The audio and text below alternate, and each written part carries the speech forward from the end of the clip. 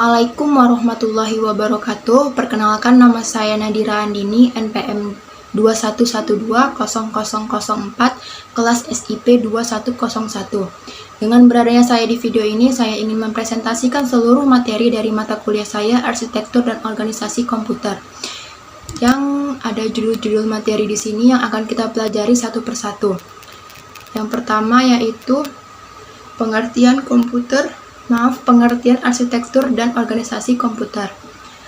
Arsitektur komputer merupakan konsep perencanaan dan juga struktur pengoperasian dasar dari suatu sistem komputer, mempelajari atribut-atribut sistem komputer yang terkait dengan seorang programmer, yaitu contoh, set instruksi, aritmatika yang digunakan, teknik pengalamatan, mekanisme input-output.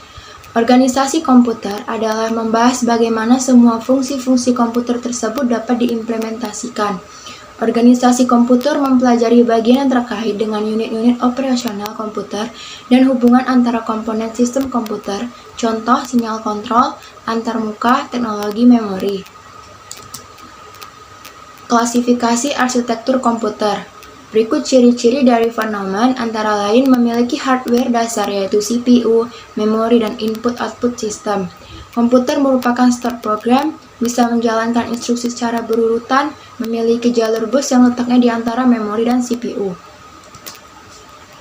Dan ada beberapa arsitektur. Yang pertama, arsitektur RISC merupakan bagian dari arsitektur mikroprosesor berbentuk kecil dan berfungsi untuk ngeset instruksi dalam komunikasi di antara arsitektur yang lainnya. Komputer yang pertama menggunakan konsep RISC ini adalah IBM PC or XT pada era 1980-an. Yang kedua, arsitektur CISC, Complex Instruction Set Computing atau Complex Instruction Set Computer, sebuah arsitektur dari set instruksi di mana setiap instruksi akan menjalankan beberapa operasi tingkat rendah, seperti pengambilan dari memori, operasi aritmatika, dan penyimpanan ke dalam memori. Semuanya sekaligus hanya di dalam sebuah instruksi. Yang ketiga, arsitektur Harvard, menggunakan memori terpisah untuk program dan data dengan alamat dan bus data yang berdiri sendiri. Karena dua perbedaan aliran data dan alamat, maka tidak diperlukan multiplexing alamat dan bus data. Dan arsitektur yang keempat yaitu arsitektur Blue Gene adalah sebuah arsitektur komputer yang dirancang untuk menciptakan beberapa superkomputer generasi berikut. Dan ada beberapa model-model komputasi arsitektur komputer. Yang pertama, SISD atau Single Instruction Single Data adalah salah satunya yang menggunakan arsitektur von Neumann. Ini dikarenakan pada model ini hanya digunakan satu prosesor. Beberapa contoh komputer yang menggunakan model SISD ini adalah UNIVAC 1, IBM 360, CDC 7600, Try 1, PDP 1. Yang kedua, SIMD atau Single Instruction Multiple Data menggunakan banyak prosesor dengan instruksi yang sama. Namun setiap prosesor mengolah data yang berbeda. Sebagai contoh, kita ingin mencari angka 27 pada deretan angka yang terdiri dari 1000 angka. Terdiri dari 100 angka, dan kita menggunakan 5 prosesor. Yang ketiga, MISD atau Multi Instruction Single Data menggunakan banyak prosesor dengan setiap prosesor menggunakan instruksi yang berbeda namun mengolah data yang sama. Hal ini merupakan kebalikan dari model SIMD. Untuk contoh, kita bisa menggunakan kasus yang sama pada contoh model SIMD namun cara penyelesaiannya yang berbeda. Yang terakhir, MIMD, Multi Instruction Multiple Data. MIMD menggunakan banyak proses dengan setiap prosesor memiliki instruksi yang berbeda dan mengolah data yang berbeda-beda. Beberapa komputer yang menggunakan model MIMD adalah IBM Powers, HP atau Compaq Alpha Server, Intel IA32, AMD Optron, Cray XT3, dan IBM BGL. Dan kita masuk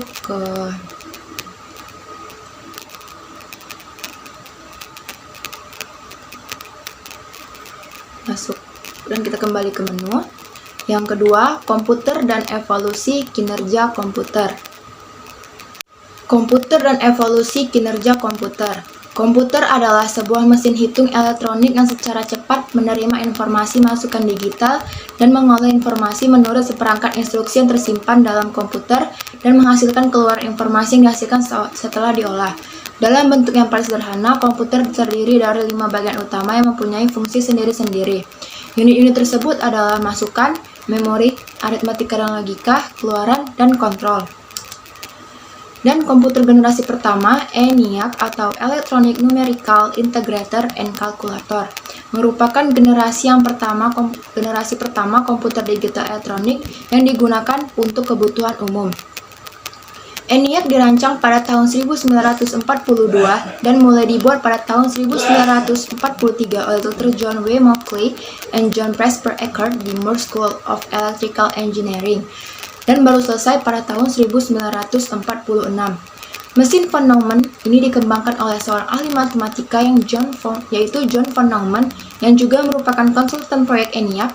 Mesin ini dikembangkan mulai tahun 1945 yang memberikan gagasan sebagai store program konsep, yaitu sebuah konsep untuk mempermudah proses program agar dapat dipresentasikan dalam bentuk yang cocok untuk menyimpan dalam memori untuk semua data.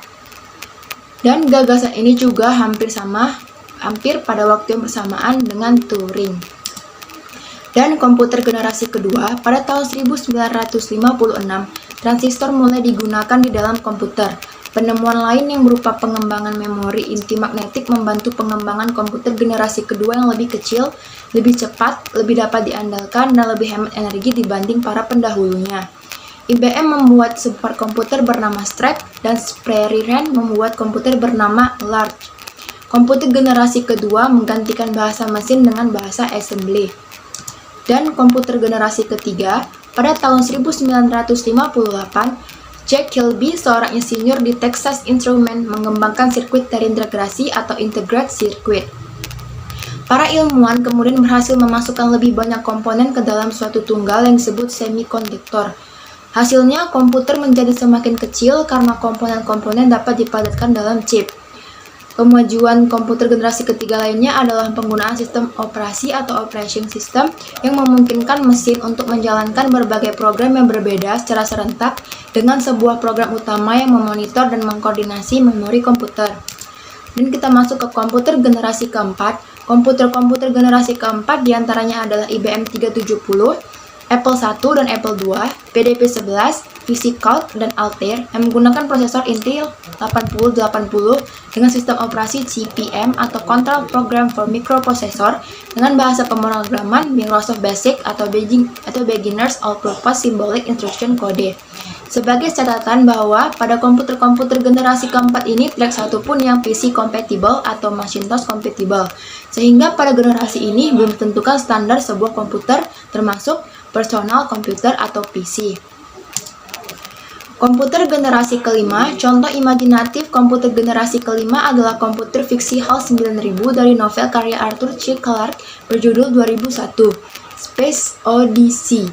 Dengan kecepatan buatan atau artificial intelligence, HAL dapat cukup memiliki nalar untuk melakukan percakapan dengan manusia, menggunakan masukan visual, dan belajar dari pengalamannya sendiri.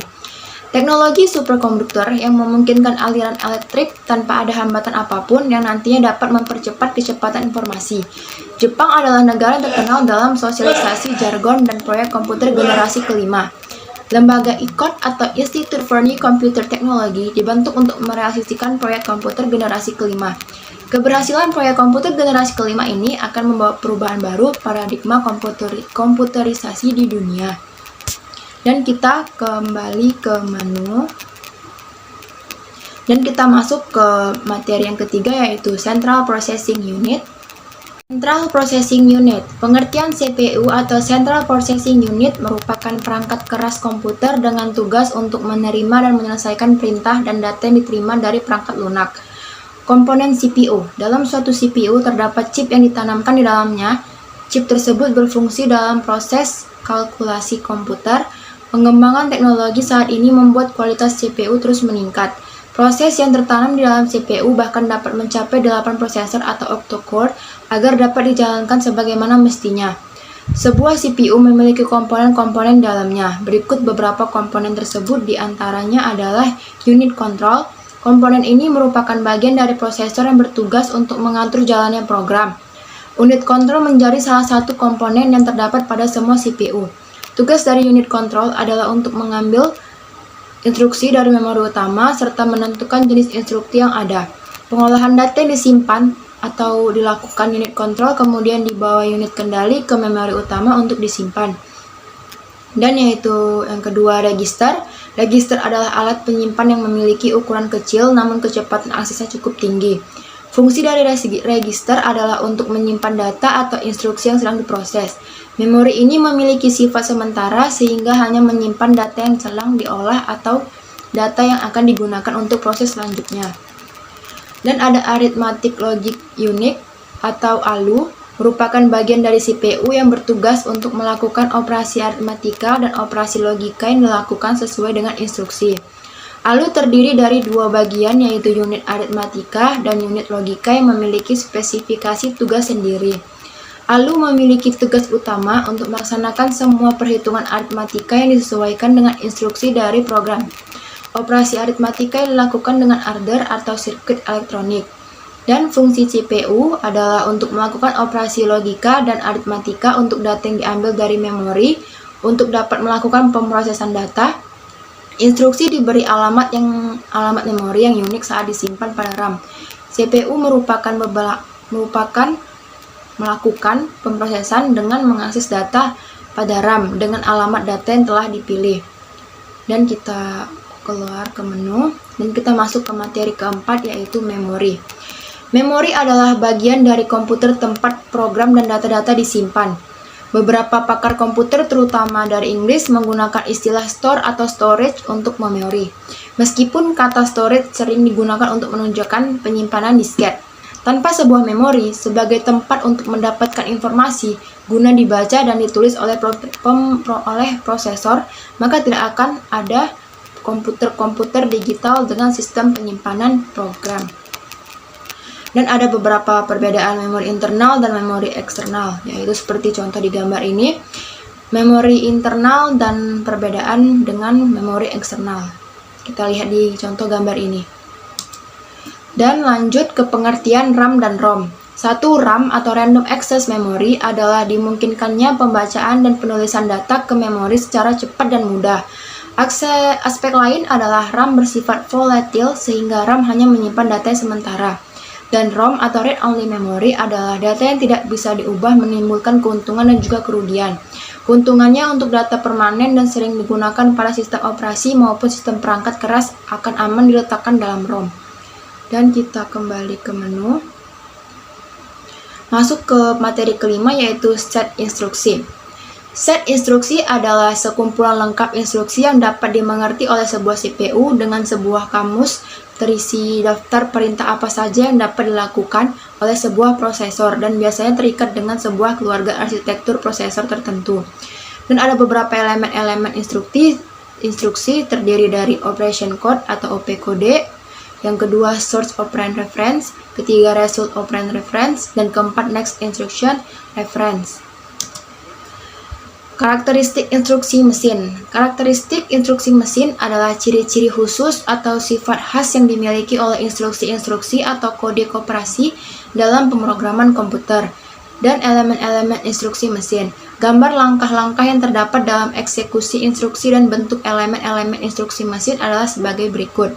Yang pertama, kode operasi menentukan operasi-operasi yang akan dilakukan, misalnya ADD atau input-output. Operasi itu dispesifikan oleh sebuah kode biner dikenal sebagai kode operasi. Yang kedua, acuan operan sumber. Operasi dapat melibatkan satu atau lebih operan sumber. Dengan kata lain, operan adalah input bagi operasi. Yang ketiga, acuan operan hasil. Operasi dapat menghasilkan sebuah hasil. Yang keempat, acuan instruksi berikut. Elemen ini memberitahukan CPU posisi instruksi berikutnya yang harus diambil setelah menyelesaikan eksekusi suatu instruksi. Lanjut ke tipe-tipe operan. Operan adalah sebuah objek yang ada pada operasi aritmatika yang dapat digunakan untuk melakukan operasi. Operan atau operator dalam bahasa C membentuk simbol, bukan membentuk keyword atau kata yang biasa ada di bahasa program lain. Tipe-tipe operan diantaranya adalah addresses, akan dibahas pada addressing modes, dua numbers atau integer or fixed point, floating point, decimal atau BSD, yang ketiga karakter, ASCII, ABCD, ESC, dan logical data bila data berbentuk binar 0 dan 1. Dan kita kembali ke menu, kita masuk ke materi yang keenam, yaitu bahasa assembly. Bahasa assembly adalah bahasa komputer yang kedudukannya di antara bahasa mesin dan bahasa level tinggi, misalnya C, C++, Pascal, Turbo, Basic Java, dan sebagainya. Dan bahasa assembly berfungsi sebagai yang memberikan perintah pada komputer untuk melakukan pengolahan data yang sesuai dengan apa yang kita harapkan dengan luaran berupa program atau aplikasi. Dan ini ada contoh bahasa assembly dengan nama saya Nadira Andini menggunakan aplikasi emulator. Dan perintah dasar bahasa assembly menggunakan emulator 8086 yang pertama model small. Tanda direktif ini digunakan untuk memberitahukan kepada assembler bentuk memori yang digunakan oleh program kita. Supaya lebih jelas, model-model yang biasa digunakan adalah kedua, tiny. Jika program Anda hanya menggunakan satu segmen seperti program COM, model ini disediakan khusus untuk program COM. Yang ketiga, small. Jika data dan kode digunakan oleh program kurang dari ukuran satu segmen atau 64 KB. 4. Medium. Jika data yang digunakan oleh program kurang dari 64 KB, tetapi kode yang digunakan bisa lebih dari 64 KB.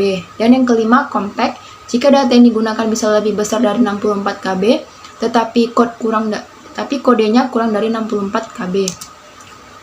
Dan perintah dasar yang selanjutnya yaitu large. Jika data dan kode dipakai oleh program bisa lebih dari 64 KB. Dan ketujuh, hook. Jika data, kode, maupun array yang digunakan bisa lebih dari 64 KB. Dan yang ke-8, kode. Tanpa direktif ini digunakan untuk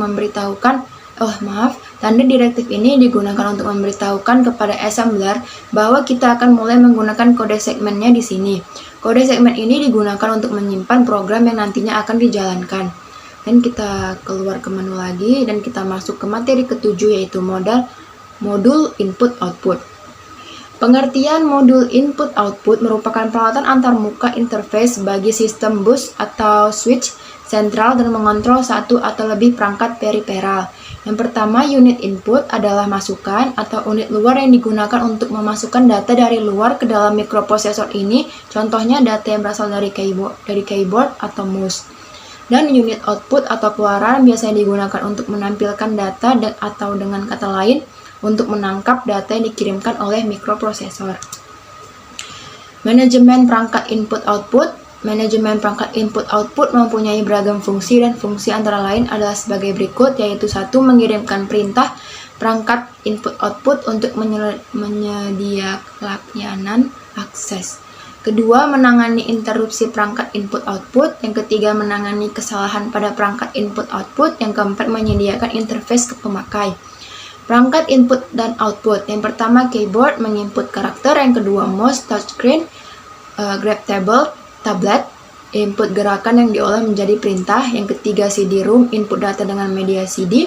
Yang keempat, scanner, input data dengan menggunakan gambar output. Yang kelima, printer, mencetak file. Yang keenam, monitor, menampilkan data.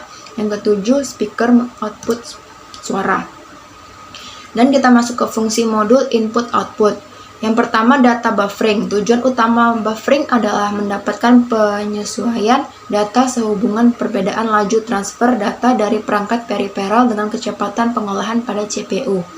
Umumnya, laju transfer data dari perangkat periferal lebih lambat dari kecepatan CPU maupun media penyimpan. Yang kedua, deteksi error. Apabila pada perangkat periferal terdapat masalah sehingga proses tidak dapat dijalankan, maka modul input-output akan melaporkan kesalahan tersebut. Misal informasi kesalahan pada periferal printer seperti kertas tergulung, tinta habis, kertas habis, dan lain-lain. Teknik yang umum untuk deteksi kesalahan adalah penggunaan bit paritas. Dan kita kembali ke menu, dan kita masuk ke sistem bus, materi ke-8. Sistem bus. Pengertian. Bus adalah jalur komunikasi yang dibagi pemakai suatu set kabel tunggal yang digunakan untuk menghubungkan berbagai subsistem. Bus system adalah sebuah bus yang menghubungkan komponen-komponen utama komputer seperti CPU, memori, input-output. Banyaknya bus yang terdapat dalam sistem tergantung dari arsitektur sistem komputer yang digunakan. Sebagai contoh, sebuah komputer PC dengan prosesor umumnya Intel Pentium 4 memiliki bus prosesor atau frontside bus bus AGP, bus PCI, bus USB, bus ISA yang digunakan oleh keyboard dan mouse, dan bus-bus lainnya. Jenis sistem bus yang pertama dedicated bus. Dedicated bus merupakan bus yang khusus menyalurkan data tertentu saja. Bus ini mempunyai kelebihan yaitu kecepatannya yang tinggi, kecepatannya yang tinggi, akan tetapi juga mempunyai kelemahan yaitu membutuhkan saluran yang banyak. Yang kedua, multiplex bus. Multiplex bus merupakan bus yang menyalurkan data melalui informasi yang berbeda, baik itu data alamat, sinyal kontrol dengan cara multiplex. Keunggulan dari bus ini yaitu tidak memerlukan saluran yang banyak, akan tetapi juga mempunyai kelemahan yaitu kecepatan rendah dan perlunya mekanisme yang kompleks untuk mengurangi data yang multiplex. Dan lanjut, jenis bus berdasarkan fungsinya. Yang pertama, data bus. Data bus terdiri dari 4 jalur 8, 16, 32, dan 64. Data ini mempunyai transmisi dua arah dari CPU atau mikroprosesor ke memori atau modul input-output atau sebaliknya. Semakin lebar bus, maka semakin cepat data yang terkirim. Data bus berfungsi untuk mentransferkan data. 2. Address bus. Address bus merupakan alamat dari modul data. Address bus bersifat dua arah seperti CPU memberikan alamat yang hendak dituju. Semakin besar bus alamat, semakin banyak lokasi yang diberi alamat. Address bus berfungsi untuk menentukan lokasi yang ingin dibaca. Selain itu juga menentukan data yang ingin dituju. Yang ketiga, control bus. Control bus merupakan bus untuk mengontrol data bus dan address bus, serta mengontrol semua modul yang ada. Control bus ini juga sebagai kontrol mekanisme kerja dari data bus dan address bus. Control bus mempunyai dua sinyal, yaitu sinyal pewaktu sebagai pewaktuan dalam validasi data serta alamat. Kemudian sinyal perintah sebagai perintah operasi. Dan kita lanjut ke menu dan lanjut ke materi yang ke-9 yaitu operasi aritmatika. Operasi aritmatika, overflow atau overview.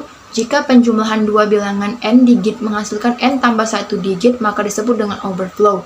Penjumlahan dengan komputer digital atau overflow menjadi masalah karena ukuran register yang terbatas. Yang ketiga, komputer perlu mendeteksi adanya overflow. Yang keempat, overflow tidak akan terjadi pada saat penjumlahan bilangan yang berbeda tanda.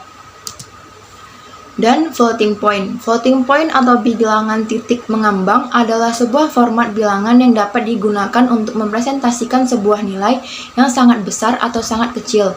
Notasi floating point dapat digunakan untuk mempresentasikan baik bilangan yang sangat besar, n lebih besar dari 0, bilangan sangat kecil atau dekat dengan 0, n lebih kecil dari 1, maupun bilangan terdiri dari keduanya.